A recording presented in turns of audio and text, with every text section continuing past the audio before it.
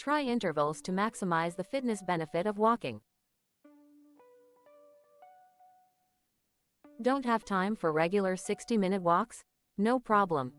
Research shows that shorter walks with periods of higher intensity movement mixed in, an approach to exercise known as interval training, can garner even greater health benefits than longer, lighter intensity ones. Picking up the pace.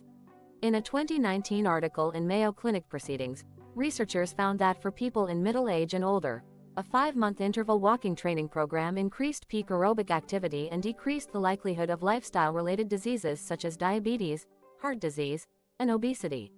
Intervals can also be good for younger adults. In a 2017 study in Health and Quality of Life Outcomes, researchers looked at 48 obese college students ages 18 to 26. The participants took part in a treadmill training program, exercising 60 minutes a day, 3 days a week for 12 weeks. After 3 months, people who did higher and medium intensity walking regimens had considerably higher reductions in body mass index, weight, waist circumference, body fat percentage, and fat mass than those in the lighter intensity group. Intervals for chronic conditions. The benefits may even extend to folks managing chronic conditions. A 2018 study in Arthritis Research and Therapy focused on interval training in adults with rheumatoid arthritis, RA. Researchers found that a high-intensity interval walking program did not change participants' body composition greatly, but it increased cardiorespiratory fitness by 9%, decreased resting blood pressure and heart rate, and reduced RA symptoms by 38%. Cardiorespiratory fitness is a measure of how well the heart and lungs supply oxygen to the body. The participants undertook 3 30-minute exercise sessions a week for 10 weeks. Why a little burst of effort can mean a lot. It's not known exactly why interval walking, and other kinds of interval training, may be better for you than longer, slower workouts. But there are a few theories. During a workout, stimulating your muscles leads to a process that makes mitochondria work more effectively. Mitochondria are parts of human cells that are important for boosting metabolism. Their action may also play a role in reducing your risk of high blood sugar and obesity.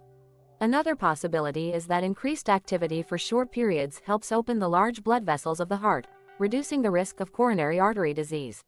Researchers have also found that interval training can help lower your heart rate after training.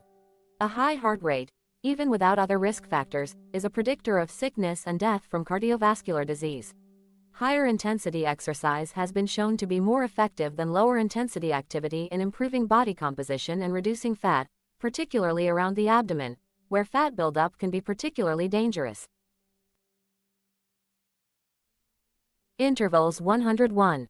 Doing interval training can be a little trickier to figure out than other exercise regimens, like getting 150 weekly minutes of moderate intensity exercise at a steady pace. But there are several ways to make sure you are increasing your rhythm the right amount. Generally, high-intensity exercise involves working at a pace that is 70% to 85% of your maximum heart rate. Lower intensity is 50% to 70% of that maximum. You can figure out your maximum heart rate by subtracting your age from 220. That would be about 180 beats per minute for an average 40-year-old person, and 85% of that would be about 153 beats per minute. A wearable fitness tracker can also help you determine your heart rate. If you don't have one, you can count your pulse at your wrist for 30 seconds and double that number to get your beats per minute. If you aren't a math major, try this simpler, though less precise, talk test. During a moderate intensity workout, you should be able to talk but not sing. During a high intensity period, you should only be able to say a few words without pausing to catch your breath. In much of the research on interval walking, participants walked a total of 30 minutes to an hour at least 3 times a week. Interval work can range from alternating between low and high intensity periods of 1 minute each to longer intervals of up to 4 minutes. The idea is that you push yourself during the intervals, then give our body and breath a chance to catch up while you walk during the slower periods.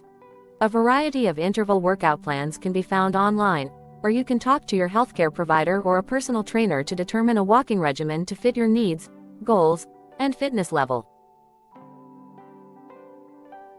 If you love this video, please like and subscribe to my channel and click the bell icon to get new video updates.